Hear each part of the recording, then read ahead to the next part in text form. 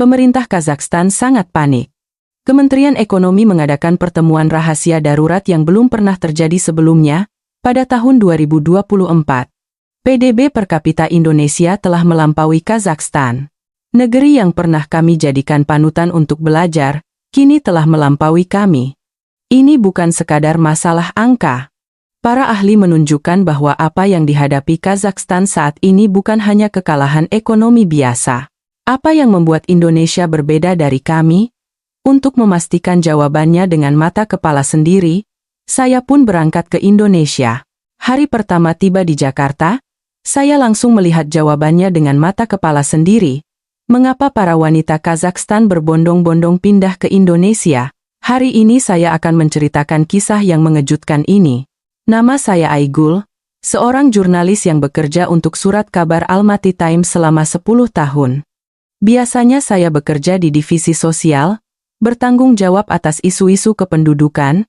Saya tidak pernah membayangkan akan menghadapi fenomena yang begitu mengejutkan seperti ini. Maret tahun lalu, Kementerian Kehakiman Kazakhstan mengadakan pertemuan darurat.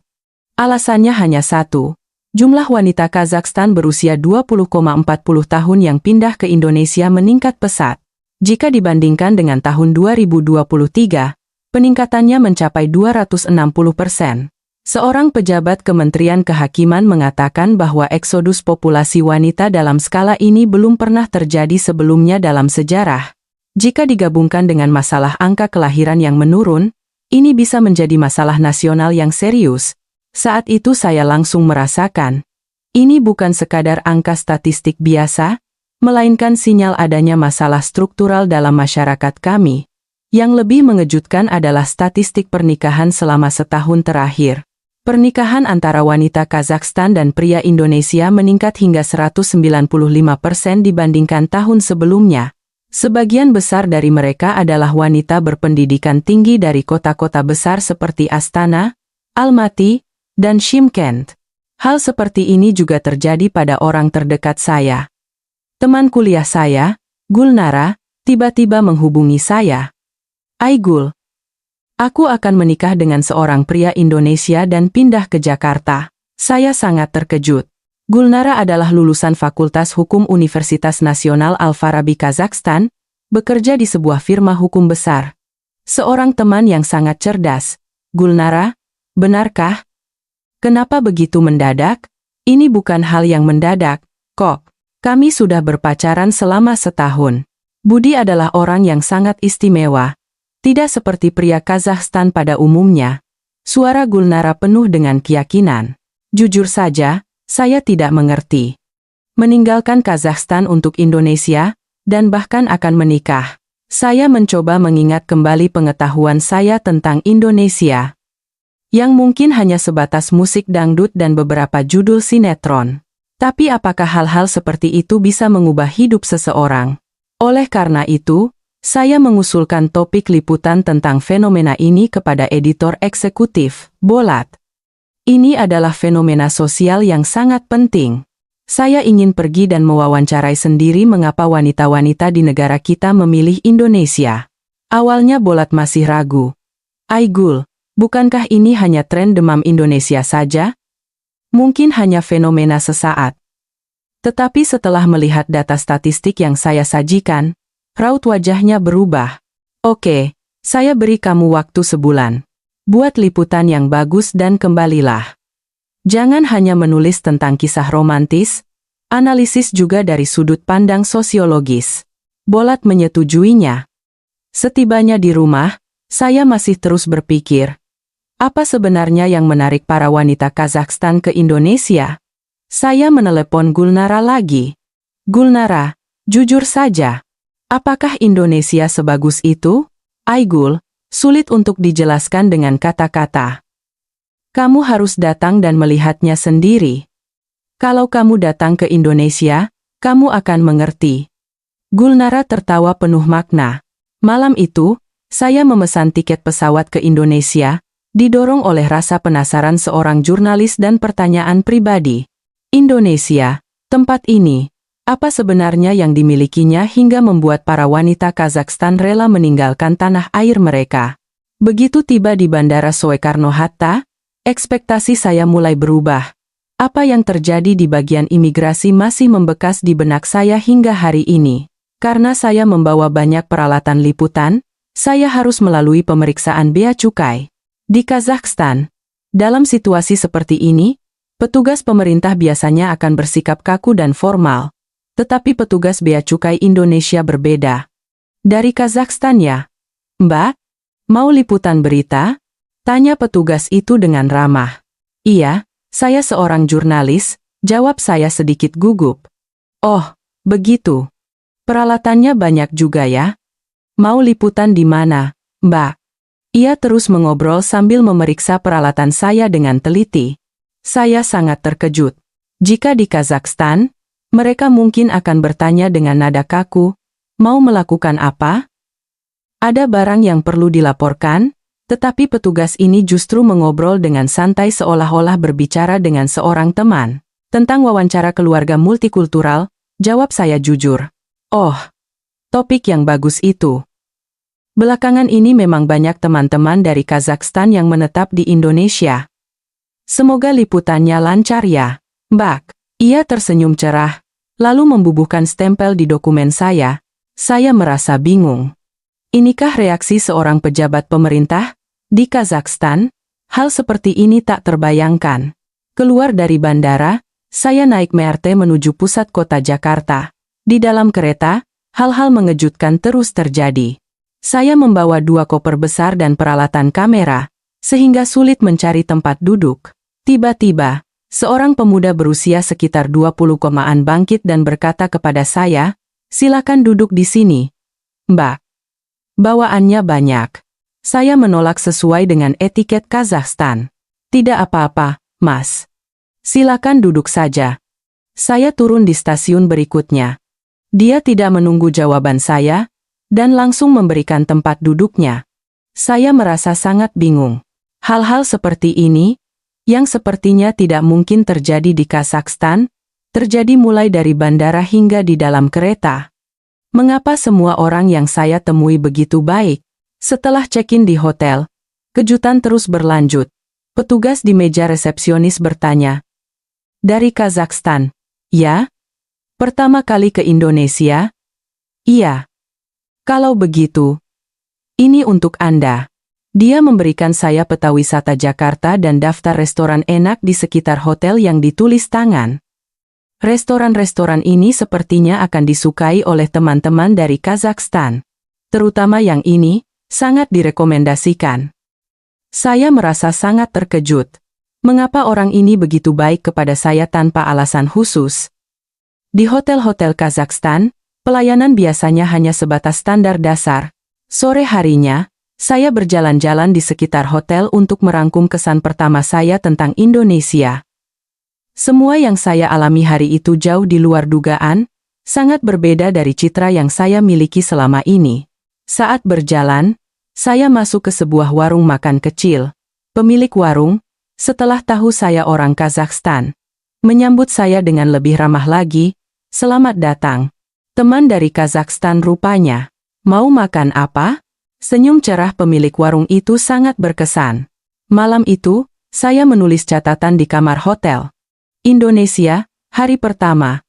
Semuanya berbeda dari yang saya harapkan. Entah kenapa orang-orang di sini begitu baik. Apakah ini nyata? Sebuah pertanyaan muncul di benak saya. Apakah kehangatan seperti ini yang menjadi daya tarik bagi para wanita Kazakhstan untuk datang ke Indonesia? Atau saya hanya beruntung? Besok, wawancara resmi akan dimulai. Saya memutuskan harus menemukan jawabannya. Keesokan paginya, saya pergi ke sebuah kafe tempat saya berjanji bertemu dengan Gulnara, teman yang sudah setahun tidak saya temui.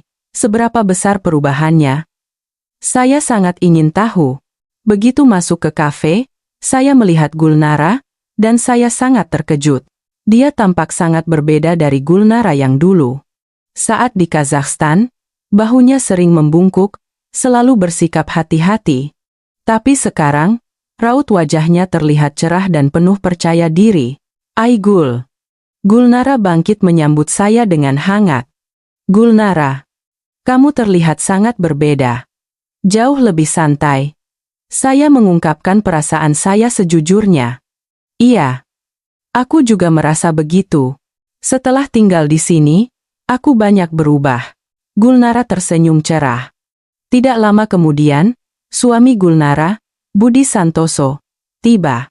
Seorang pria berusia awal 30-an, bertubuh tinggi dan tampak lembut. Saya hendak berdiri untuk menyapanya, ketika Budi lebih dulu menyapa dalam bahasa Kazakh. Senang bertemu dengan Anda, Gulnara sering sekali membicarakan Aigul. Saya sudah lama ingin bertemu. Saya terkejut, aksennya sangat alami. Bahasa Kazakh Anda bagus sekali, puji saya. Terima kasih kepada Gulnara. Dia mengajari saya setiap hari. Budi menatap Gulnara dan tersenyum lembut. Melihat pemandangan itu, saya merasakan sesuatu yang aneh di hati. Pria Kazakhstan tidak akan menunjukkan kelembutan kepada istrinya di depan umum seperti ini. Apalagi di hadapan orang lain, itu mustahil. Gulnara, jujur ya, apakah kehidupan di Indonesia benar-benar baik? Tanya saya langsung. Gulnara berpikir sejenak, lalu menjawab dengan serius, Aigul, saat di Kazakhstan, aku selalu merasa tertekan. Di kantor, aku harus selalu menjaga perasaan rekan kerja pria, itu sangat sulit. Pulang ke rumah, harus menjaga perasaan orang tua. Bukankah itu sama di mana-mana? Tidak, sama sekali tidak sama. Di sini, aku bisa mengatakan apa yang ingin aku katakan. Budi sangat menghargai pendapatku. Tidak seperti pria Kazakhstan yang sering berkata, apa yang wanita tahu? Budi menyela, menurut saya, Gulnara lebih pintar dari saya, pengetahuannya tentang hukum juga lebih luas. Kenapa harus membedakan gender? Saya tidak mengerti. Saya sangat terkejut. Jika seorang pria Kazakhstan mengatakan hal seperti ini, orang-orang di sekitarnya pasti akan menganggapnya aneh. Gulnara, bagaimana dengan kehidupan pernikahanmu? Adakah kesulitan? Ada. Sih, bahasaku belum begitu lancar. Tapi keluarga Budi sangat baik padaku. Ibu mertuaku merawatku seperti anak kandungnya sendiri. Budi menambahkan, ibu saya bilang kepada Gulnara, tidak perlu menjalankan tugas sebagai menantu perempuan, hiduplah dengan nyaman. Ini adalah rumahmu. Saya tidak percaya. Bukankah Indonesia juga negara yang sangat dipengaruhi oleh budaya tradisional? Bisakah mereka begitu terbuka terhadap menantu perempuan? Benarkah keluarga suamimu benar-benar memperlakukanmu seperti itu? Gulnara mengangguk. Awalnya aku juga tidak percaya. Jika menikah di Kazakhstan, pasti harus terus menjaga perasaan keluarga suami, penuh dengan tekanan, kan? Tapi di sini benar-benar berbeda. Budi menjelaskan lebih lanjut, sekarang generasi muda di Indonesia sudah banyak berubah, terutama mereka yang berusia 30, kesadaran tentang kesetaraan gender sangat tinggi. Soal pekerjaan rumah tangga, tentu saja harus saling membantu. Pekerjaan rumah tangga juga dikerjakan bersama? Tentu saja. Kami berdua bekerja, kenapa harus perempuan saja yang mengerjakannya? Kami memasak bergantian, membersihkan rumah juga bersama-sama. Saya sangat terkejut. Di Kazakhstan, pemikiran bahwa pria bekerja di luar rumah dan wanita di dalam rumah masih sangat mengakar. Bahkan dalam keluarga di mana keduanya bekerja, wanita masih menanggung sebagian besar beban pekerjaan rumah tangga. Gulnara, jadi kamu benar-benar bahagia? Mata Gulnara sedikit berkaca-kaca. Aigul, saat di Kazakhstan, aku merasa seolah-olah harus selalu meminta maaf karena menjadi seorang wanita. Tidak dapat promosi, aku minta maaf. Tidak cukup kuat, aku minta maaf. Tidak menikah, aku minta maaf. Budi menggenggam tangan Gulnara dan berkata, Gulnara, tidak ada yang perlu dimaafkan. Baik pria maupun wanita, kita semua adalah manusia. Kenapa harus meminta maaf? Saat itu, dada saya terasa sesak. Dari raut wajah Gulnara, saya bisa merasakan kebahagiaan yang sesungguhnya. Aigul, coba deh kamu tinggal di Indonesia selama beberapa hari.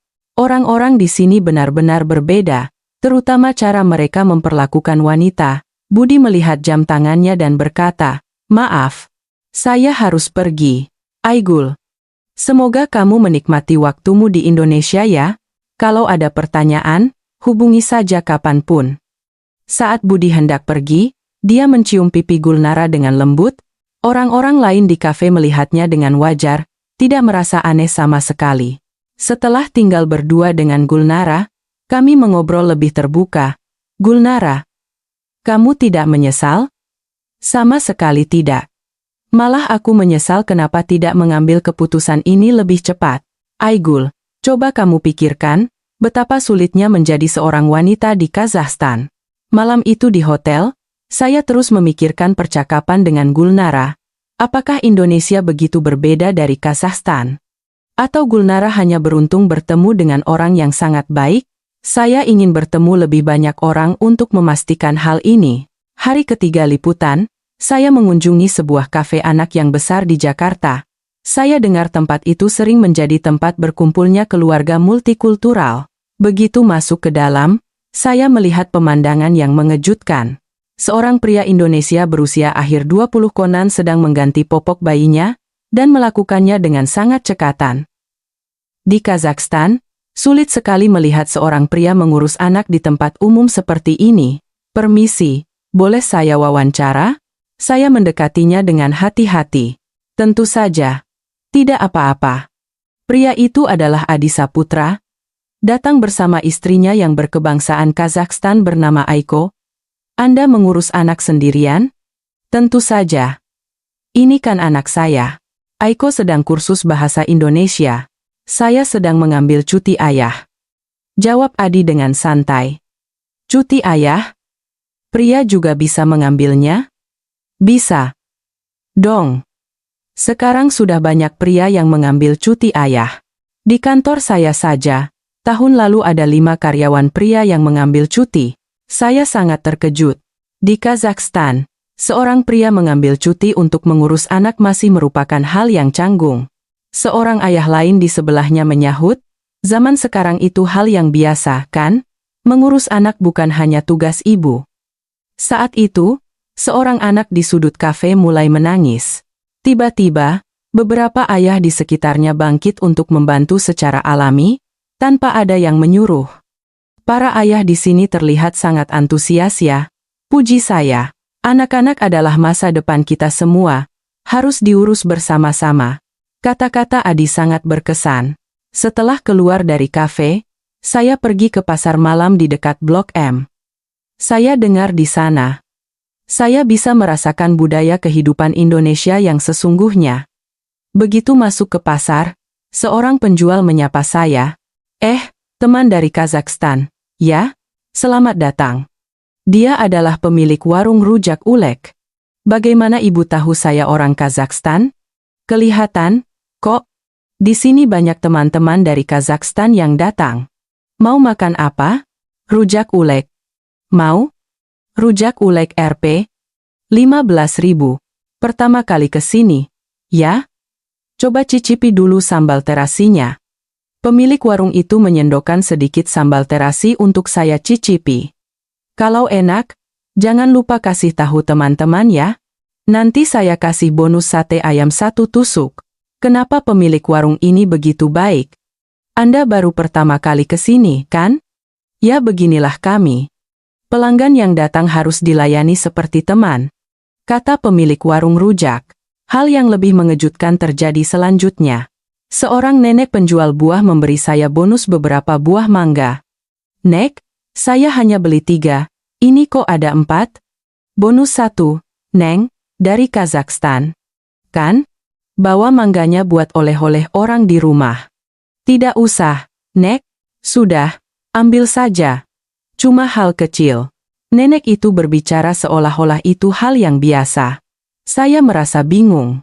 Kenapa orang yang tidak saya kenal sama sekali begitu baik pada saya? "Nek, saya hanya jalan-jalan saja." "Memangnya kenapa? Orang yang datang ke sini itu tamu kita semua." Nenek itu tertawa. Sore harinya, saya mengikuti acara kumpul-kumpul keluarga multikultural yang diselenggarakan oleh sebuah pusat bantuan. Itu adalah acara di mana keluarga Indonesia dan keluarga asing bertemu.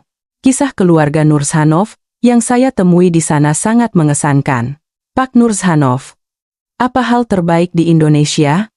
Orang-orang di sini sangat hangat, terutama saat kami sedang kesulitan, kami mendapat banyak sekali bantuan. Jawab Pak Nurzhanov.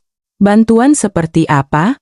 Waktu saya belum bisa bahasa Indonesia, ibu-ibu tetangga membawakan makanan setiap hari.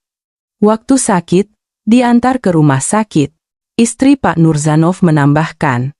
Awalnya kami tidak mengerti kenapa mereka begitu baik pada kami. Di Kazakhstan, hubungan dengan tetangga tidak sedekat ini, dan sekarang bagaimana? Sekarang kami sangat bersyukur. Rasanya seperti memiliki keluarga sungguhan di Indonesia. Dalam perjalanan pulang setelah acara, saya melihat kejadian lain di MRT, ketika seorang wanita hamil naik kereta, seorang pemuda berusia 20 krapukon segera memberikan tempat duduknya, dan melakukannya dengan sangat alami. Silakan duduk, Bu, kata pemuda itu. Tidak apa-apa, Mas. Terima kasih. Wanita hamil itu menolak dengan sopan. Tidak apa-apa, Bu. Silakan duduk saja. Anggap saja saya olahraga. Pemuda itu tersenyum dan memberikan tempat duduknya. Di Kazakhstan juga ada yang memberikan tempat duduk untuk wanita hamil, tetapi tidak ada perasaan hangat dan alami seperti ini. Setibanya di hotel, saya merangkum pengalaman hari ini. Apakah yang saya lihat hari ini adalah gambaran kehidupan sehari-hari yang sesungguhnya? Atau saya hanya kebetulan bertemu dengan sisi baiknya saja? Tetapi jika dipikir-pikir lagi, selama 3 hari terakhir, saya terus-menerus melihat hal-hal seperti ini. Jika ini hanya kebetulan, rasanya terlalu sering. Saya mulai semakin yakin bahwa masyarakat Indonesia benar-benar berbeda dari Kazakhstan. Terutama, kesadaran akan kesetaraan yang alami yang diekspresikan dalam hubungan antara pria dan wanita sangat mengesankan. Meskipun tidak ada yang menyuruh, kepedulian satu sama lain yang alami, saya memutuskan besok akan memulai wawancara yang lebih sistematis untuk memastikan apakah budaya seperti ini benar-benar menjadi daya tarik bagi wanita Kazakhstan untuk datang ke Indonesia. Hari keempat liputan, saya mengunjungi pusat bantuan keluarga multikultural di kawasan Kuningan, Jakarta. Saya dengar tempat ini paling sering dikunjungi oleh para imigran Kazakhstan. Begitu masuk ke pusat bantuan, saya bisa merasakan suasana yang hangat. Di dinding, ada papan penunjuk arah dalam berbagai bahasa, dan terdengar suara tawa anak-anak di mana-mana. Selamat datang, pertama kali ke sini ya, Mbak. Seorang resepsionis menyapa dengan ramah. Iya, saya datang untuk liputan. Saya ingin mewawancarai teman-teman imigran dari Kazakhstan. Oh, jurnalis ya. Sebentar saya panggilkan Ibu Sri. Resepsionis itu segera memanggil penanggung jawab. Ketika Ibu Sri muncul, saya terkejut. Dia menyambut saya dengan hangat seolah bertemu teman lama. Wah, jurnalis dari Kazakhstan. Selamat datang. Mau minum kopi dulu? Sambutan Ibu Sri sangat alami. Terima kasih. Tapi kenapa Ibu begitu baik pada saya? Semua yang datang ke sini sudah seperti keluarga kami sendiri. Apalagi teman-teman dari Kazakhstan yang datang banyak sekali. Ibu Sri membawa saya ke kelas bahasa Indonesia. Di sana, saya melihat pemandangan yang benar-benar mengejutkan. Ada sekitar 5 wanita Kazakhstan sedang belajar bahasa Indonesia. Tetapi gurunya tidak hanya mengajar, melainkan mengobrol seperti keluarga. Yulia, kemarin ke rumah sakit bagaimana? Tanya guru itu kepada salah satu murid. Terima kasih, Bu Guru sudah menemani. Semuanya beres. Terima kasih banyak sudah membantu menerjemahkan. Jawab Yulia dengan penuh terima kasih. Hal kecil saja, kok. Tentu saja, kalau sakit ya harus ada keluarga yang merawat. Saya terkejut. Seorang petugas pemerintah menemani ke rumah sakit secara pribadi, di Kazakhstan. Hal itu tak terbayangkan. Murid lain, Ulia, berkata, di Kazakhstan, saya adalah seorang pegawai negeri. Tapi di sini, saya mendapatkan perlakuan yang lebih hangat. Mereka mendengarkan masalah pribadi saya, dan membantu mencarikan solusinya. Saat jam makan siang, Ibu Sri mengajak saya ke kantin, dan hal yang benar-benar mengejutkan terjadi. Ibu Sri, Bu Jamilah bawakan soto Betawi. Ini resep keluarga kami, kata Bu Jamilah. Seorang nenek berusia sekitar 70-an membawa panci besar berisi soto Betawi. Oh, ada teman baru. Teman dari Kazakhstan rupanya. Selamat datang. Neng. Nenek itu melihat saya dan menyapa dengan hangat. Nek, bawanya banyak sekali, bagaimana ini? Ibu Sri khawatir. Mereka ini kan anak-anak perempuan kita. Kalau tidak bisa makan soto Betawi, bagaimana mau hidup di Indonesia? Nenek itu berbicara seolah-olah itu hal yang biasa. Nenek itu juga memberikan soto Betawi kepada saya, katanya. Jurnalis juga coba, dong. Soto Betawi buatan kami enak, loh. Nek, saya kan datang untuk meliput. Memangnya kenapa? Semua yang datang ke sini adalah keluarga kita. Kata-kata nenek itu membuat hati saya hangat. Selama makan siang, saya mengamati suasana di pusat bantuan dengan lebih teliti. Para staf benar-benar memperlakukan para murid seperti keluarga. Mendengarkan masalah pribadi, ikut khawatir ketika anak mereka sakit, dan ikut senang ketika ada kabar baik. Sore harinya, saya pergi ke pasar malam di dekat situ. Ibu Sri mengatakan di sana saya bisa merasakan budaya masyarakat Indonesia yang sesungguhnya. Hari kelima liputan, saya merasakan budaya masyarakat yang mewakili Indonesia secara mendalam. Ibu Sri menyarankan saya pergi ke pasar malam untuk merasakan keramahan orang Indonesia yang sesungguhnya. Sore harinya, saya pergi sendirian ke pasar malam yang terkenal ini. Begitu melangkahkan kaki ke dalam pasar, aroma khas Indonesia langsung menyergap hidung saya. Aroma berbagai jajanan berpadu menciptakan suasana yang unik. Orang-orang ramai, tetapi anehnya, semua orang memiliki senyum santai di wajah mereka. Teman dari Kazakhstan, selamat datang. Seorang pedagang menyapa saya dengan antusias. Dia adalah pemilik warung sate ayam, berusia pertengahan 50-an. Bagaimana Bapak tahu saya orang Kazakhstan? Kelihatan, kok. Di sini teman-teman dari Kazakhstan sering datang. Coba dulu sate ayam andalan kami. Pemilik warung itu, dengan cekatan mengambil sate ayam yang baru saja matang dari panggangan dan memberikannya satu tusuk. Daging ayamnya empuk dan berair, harum aroma bumbu. Satu tusuk berapa, Pak? Rp5.000. Tapi karena ini pertama kalinya, coba gratis dulu. Pemilik warung itu memotong kecil untuk saya. Kalau enak, jangan lupa sering-sering ke sini ya. Saya mencicipinya dengan hati-hati. Daging ayamnya lembut, harum rempah, rasanya kaya. Enak sekali. Pak, rasanya benar-benar istimewa. Puji saya tulus. Iya. Kan? Ini resep turun-temurun 3 generasi. Teman-teman Kazakhstan Anda semua suka, kata pemilik warung dengan bangga. Matanya berbinar karena bangga dengan keahliannya. Penjual jus buah di sebelahnya juga begitu. Seorang penjual muda menyodorkan jus mangga andalannya. Pertama kali ke Indonesia harus coba jus mangga kami. Ini kebanggaan Indonesia. Loh, antusiasmenya membuat saya merasa hangat. Jus mangganya harum, manis, dan segar, sangat berbeda dari yang pernah saya minum di Kazakhstan. Kenapa para penjual ini begitu baik kepada saya? Padahal kami belum pernah bertemu sebelumnya. Aduh, gimana sih? Belum kenal gimana? Sudah sampai di Indonesia ya kita teman. Orang Indonesia ya begini, harus menjaga tamu seperti keluarga sendiri. Senyum cerahnya menghangatkan hati saya.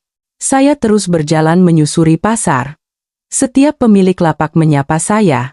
Seorang ibu penjual ketan mangga memaksa saya untuk mencicipi ketan mangga yang baru dibuat. Seorang mas-mas penjual bakso bakar menjelaskan dengan rinci keistimewaan bakso Indonesia. Bahkan pemilik toko pakaian pun menghentikan pekerjaannya dan mengobrol dengan saya. Di Kazakhstan ada pasar seperti ini? Bedanya apa dengan di sini? Semua orang menunjukkan minat yang tulus pada budaya Kazakhstan. Yang lebih mengesankan adalah seorang nenek penjual buah. Beliau melihat saya lewat, lalu mendekat dan memberikan saya sekantong mangga matang. Nek, kenapa dikasih ke saya? Dari Kazakhstan, Kan? Datang jauh-jauh ke Indonesia? Masa pulang tangan kosong? Beliau tersenyum ramah, seolah memperlakukan cucunya sendiri. Tapi kita tidak kenal. Nek. Kenal tidak kenal apa pentingnya? Kamu sudah sampai di Indonesia, kita satu keluarga. Kata-kata nenek itu membuat saya berkaca-kaca. Kebaikan tanpa syarat seperti ini benar-benar langka di Kazakhstan. Saya berjalan-jalan di pasar selama 2 jam, menerima banyak hadiah kecil, mulai dari buah-buahan, kue, hingga pernak-pernik buatan tangan. Semua orang serempak berkata, "Selamat datang di Indonesia, semoga kamu suka di sini ya." Ketika kembali ke pusat kebudayaan, saya tiba tepat waktu untuk bergabung dalam acara kumpul-kumpul keluarga di malam hari. Ini adalah kegiatan yang diadakan setiap minggu agar keluarga dari berbagai negara bisa bertemu. Di acara itu, ada sekitar 20 keluarga. Lebih dari setengahnya adalah keluarga campuran Kazakhstan dan Indonesia. Saya ditempatkan di samping beberapa keluarga Kazakhstan. Keluarga pertama yang mengobrol dengan saya adalah keluarga Tanaka. Pak Tanaka berusia 35 tahun, istrinya Aiko berusia 32 tahun, dan mereka memiliki seorang putri blasteran yang lucu berusia 5 tahun. Pak Tanaka, sudah berapa lama di Indonesia? Hampir 3 tahun. Awalnya sangat sulit. Bahasa dan budayanya tidak terbiasa, cerita Pak Tanaka terus terang. Dan sekarang bagaimana? Sekarang sangat berbeda. Kami menemukan kebahagiaan sejati di sini, lanjut Aiko, terutama tetangga kami. Mereka merawat kami seperti keluarga sendiri. Ada kejadian khusus. Banyak sekali, cerita Pak Tanaka dengan mata berbinar penuh rasa terima kasih. Waktu baru datang, saya sulit mencari pekerjaan. Pak Tono, tetangga saya, merekomendasikan saya bekerja di perusahaan temannya. Ada lagi, tambah Aiko. Waktu saya hamil anak kedua, Bu Jamilah yang tinggal di lantai atas memasakkan sayur asam setiap hari, katanya untuk menyehatkan badan. Waktu anak kami demam, jangan ditanya lagi. Tetangga mengantar kami ke rumah sakit jam 3 pagi, dan menemani kami sampai pagi. Mendengar cerita mereka, saya sangat terkesan. Kehangatan antar tetangga seperti ini benar-benar langka di masyarakat modern. Selanjutnya, saya mewawancarai keluarga Yamada. Istri Pak Yamada sudah 5 tahun tinggal di Indonesia. Dia adalah wanita yang kuat dan mandiri. Bu Yamada, awalnya kenapa memilih Indonesia? Ceritanya panjang, dia tersenyum getir. Di Kazakhstan, saya adalah seorang ibu tunggal. Tekanan hidup sangat tinggi. Saya datang ke Indonesia karena ingin anak saya memiliki lingkungan yang lebih baik.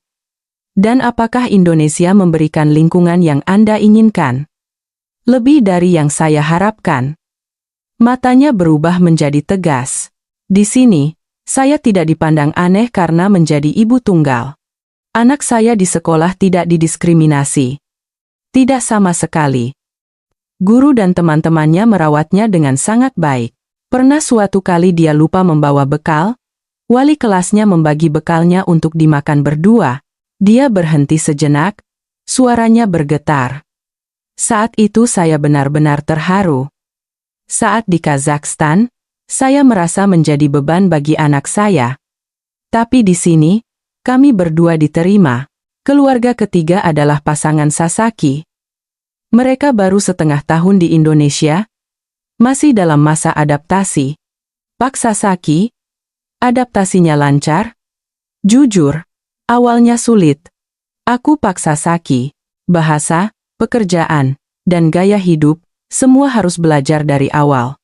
Tetapi, lanjut istri Pak Sasaki, orang di sini sangat sabar. Saya belum lancar berbahasa Indonesia, tapi semua orang akan mendengarkan dengan sabar sampai selesai.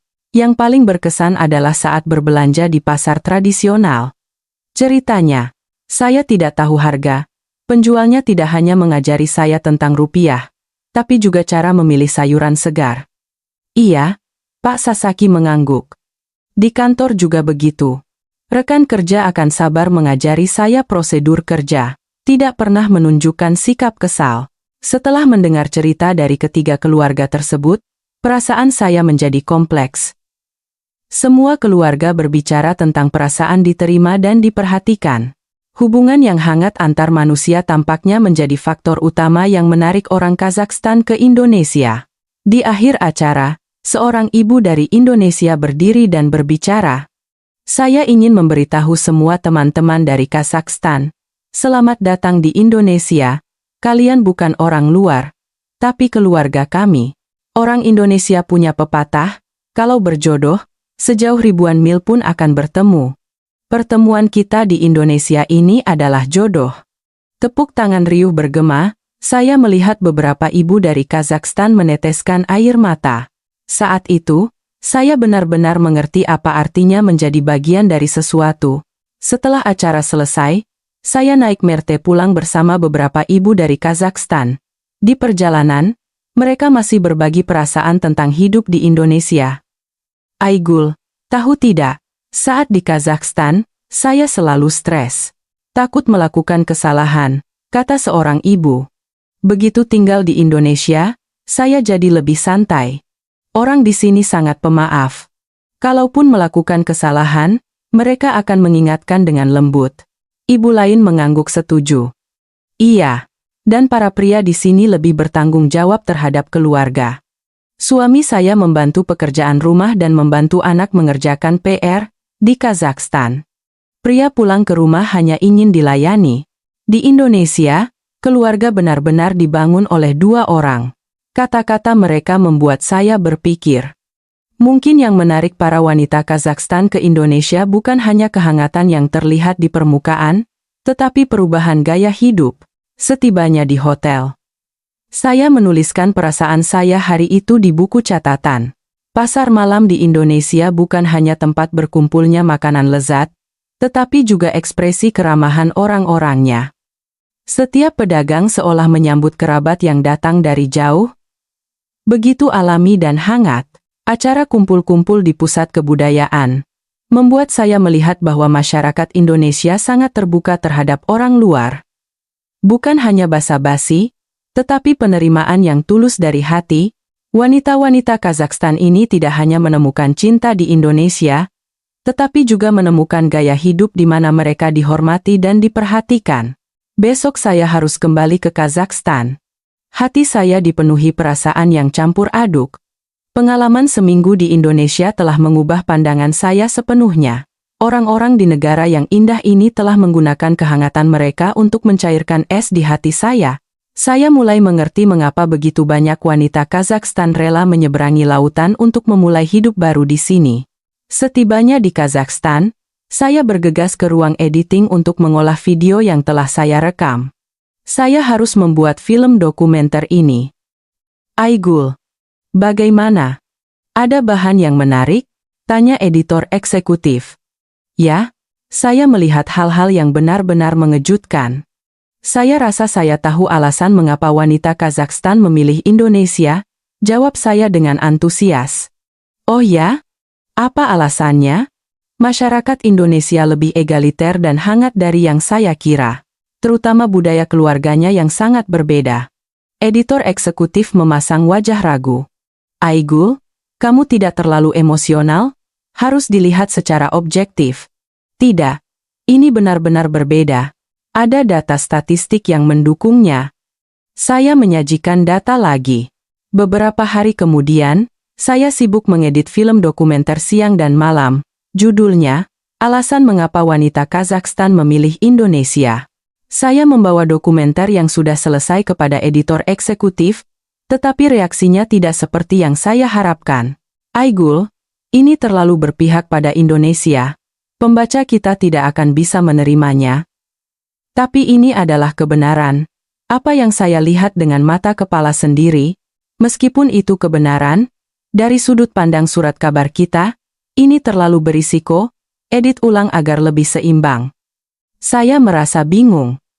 Bagaimana bisa mengatakan kebenaran menjadi sebuah keberpihakan?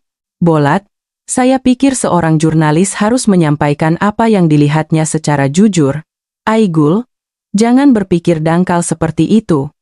Surat kabar juga bisnis, harus mempertimbangkan reaksi pembaca.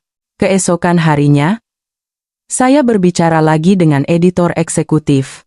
Bolat, saya ingin menayangkan dokumenter ini sesuai aslinya. Aigul, kamu bisa bertanggung jawab? Kalau ada penolakan dari pembaca, bagaimana? Saya akan bertanggung jawab. Saya pikir menyampaikan kebenaran adalah tugas seorang jurnalis.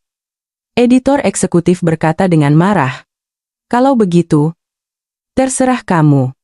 Tapi kalau ada masalah, kamu harus menanggungnya sendiri. Setelah dokumenter ditayangkan, terjadi perdebatan sengit. Reaksi penonton terbelah menjadi dua. Penonton muda sebagian besar memberikan komentar positif, konten yang sangat menarik, membuat kita mengenal Indonesia dari sudut pandang baru. Tetapi beberapa penonton yang lebih tua menentang dan memprotes bahwa dokumenter itu terlalu memuji Indonesia dan merendahkan Kazakhstan.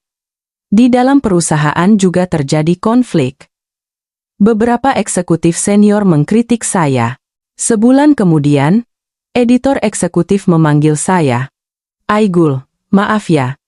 Saya harus memindahkanmu ke divisi lain.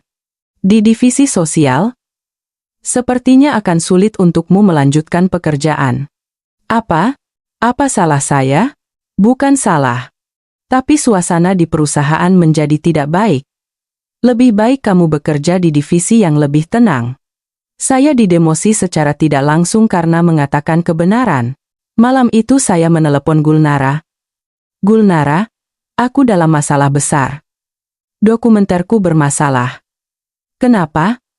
Apa yang terjadi? Mereka bilang aku menyajikan Indonesia terlalu baik jadi aku didemosi.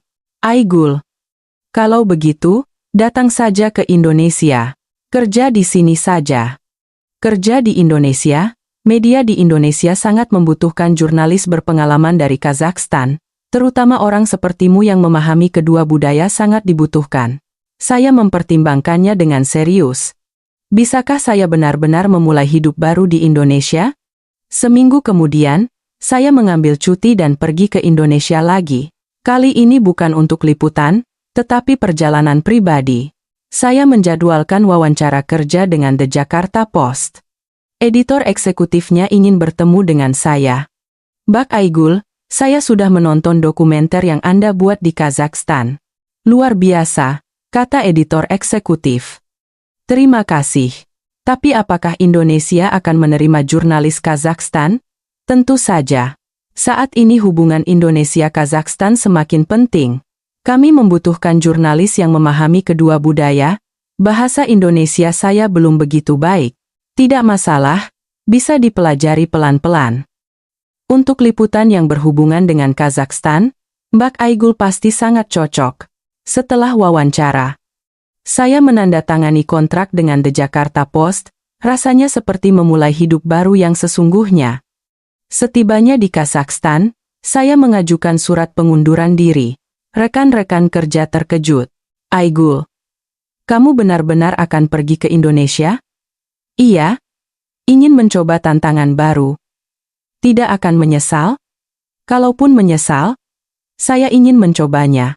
Saat mengemasi barang-barang, saya teringat kembali pada minggu saya di Indonesia. Kipas yang diberikan keluarga Tanaka, makanan yang diberikan nenek-nenek di pasar, dan yang terpenting, hati orang-orang yang hangat. Ketika tiba di Bandara Soekarno-Hatta, Gulnara dan Budi datang menjemput. Akhirnya kamu benar-benar datang. Selamat datang. Ya, Gulnara menyambut dengan hangat, sekarang sudah jadi orang Indonesia sungguhan. Ya, Budi tersenyum. Mulai sekarang, mohon bimbingannya, sapa saya dalam bahasa Indonesia. Saya pindah ke apartemen baru dan mulai bekerja di The Jakarta Post. Awalnya sulit karena masalah bahasa, tetapi rekan-rekan kerja banyak membantu saya. 6 bulan kemudian, saya sudah beradaptasi sepenuhnya dengan kehidupan di Indonesia. Dan saya memulai proyek baru, mewawancarai kisah-kisah orang Kazakhstan yang menetap di Indonesia. Artikel pembuka seri ini berjudul, Mengapa Saya Memilih Indonesia, dimulai dari kisah saya sendiri. Setahun yang lalu, saya tidak begitu mengenal Indonesia. Tetapi dari liputan selama seminggu, saya menemukan pesona sejati Indonesia, hati orang-orangnya yang hangat, Setelah artikel itu diterbitkan, tanggapannya luar biasa. Terutama dari orang-orang yang sedang mempertimbangkan untuk pindah dari Kazakhstan ke Indonesia, banyak yang menghubungi saya.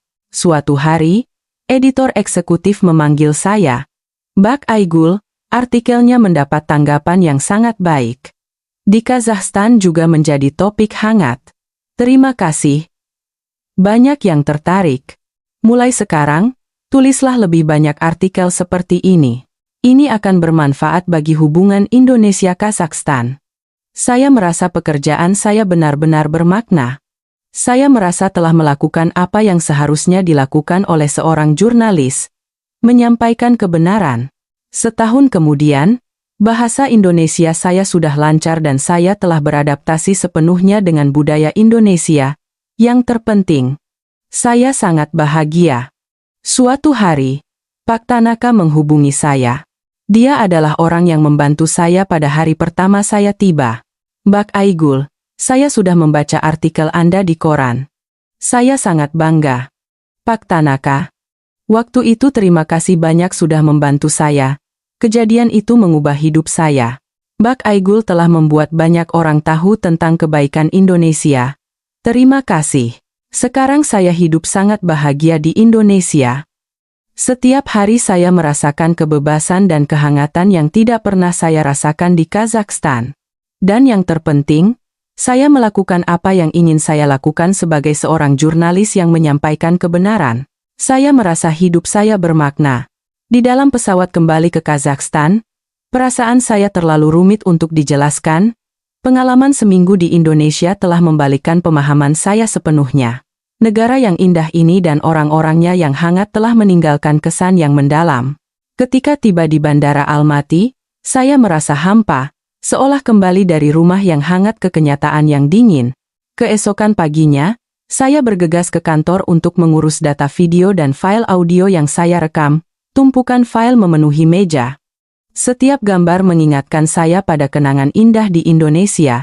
Aigul, wawancaranya bagaimana? Dapat banyak bahan? Editor eksekutif datang bertanya. Ya, saya menemukan banyak hal yang tak terduga. Bagus. Kapan bisa menyerahkan naskahnya? Minta waktu seminggu. Saya ingin membuat laporan yang mendalam. Beberapa hari kemudian, saya mencurahkan seluruh tenaga saya untuk menulis. Judul artikelnya, Mengapa Wanita Kazakhstan Memilih Indonesia? Kesaksian nyata seorang jurnalis. Saya menggambarkan setiap adegan mengesankan yang saya lihat di Indonesia dengan detail. Dari pelayanan ramah di bandara hingga kebaikan hangat di pasar malam.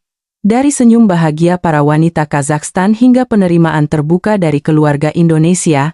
Setiap huruf adalah perasaan tulus saya. Setelah selesai menulis naskah, saya menyerahkannya kepada editor eksekutif dengan percaya diri, tetapi reaksinya mengejutkan saya.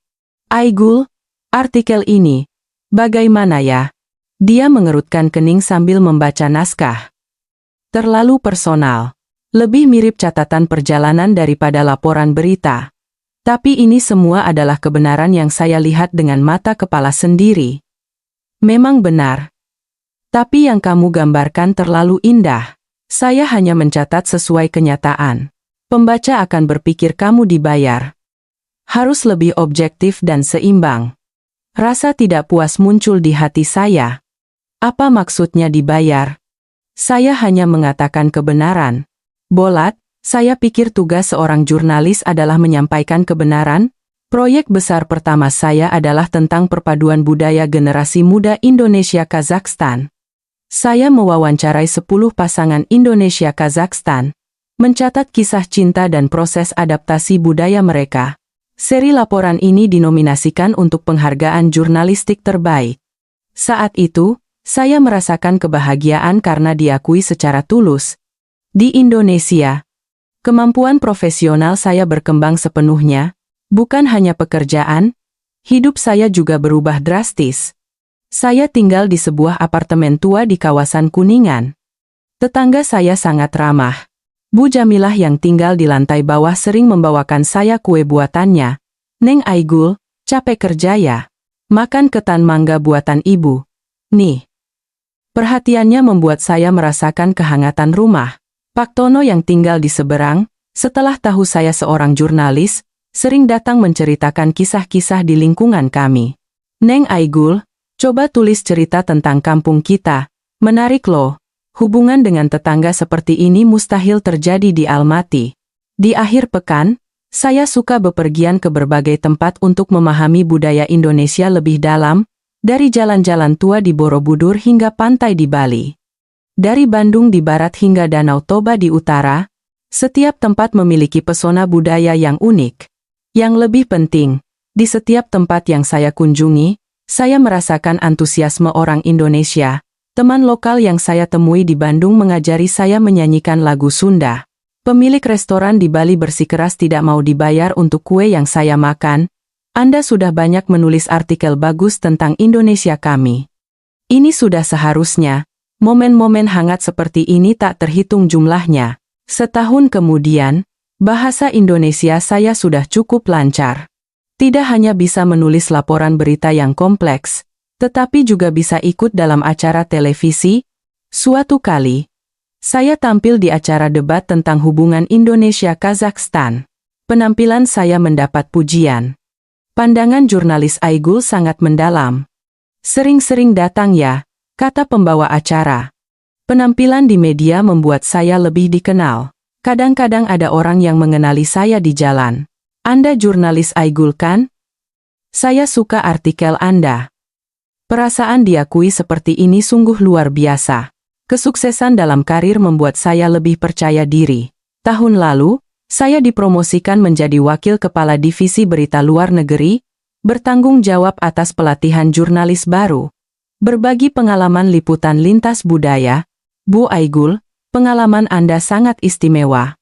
Bisa memberikan bimbingan yang baik bagi jurnalis baru. Editor eksekutif menilai saya seperti itu.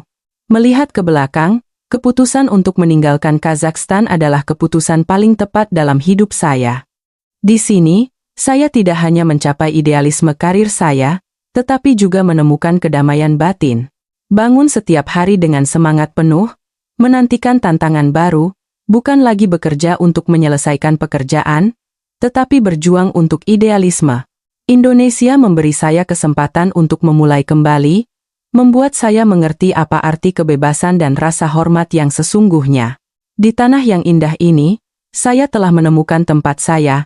Sebagai seorang jurnalis, saya akan terus menyampaikan kebenaran.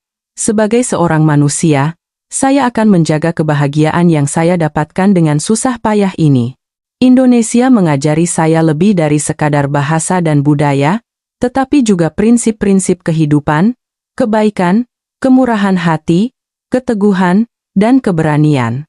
Kualitas-kualitas ini akan menyertai saya seumur hidup. Masa depan masih panjang, tetapi saya tidak takut lagi. Karena saya tahu, di tanah ini, ada banyak sekali hati yang hangat yang selalu mendukung saya. Inilah kisah Indonesia saya.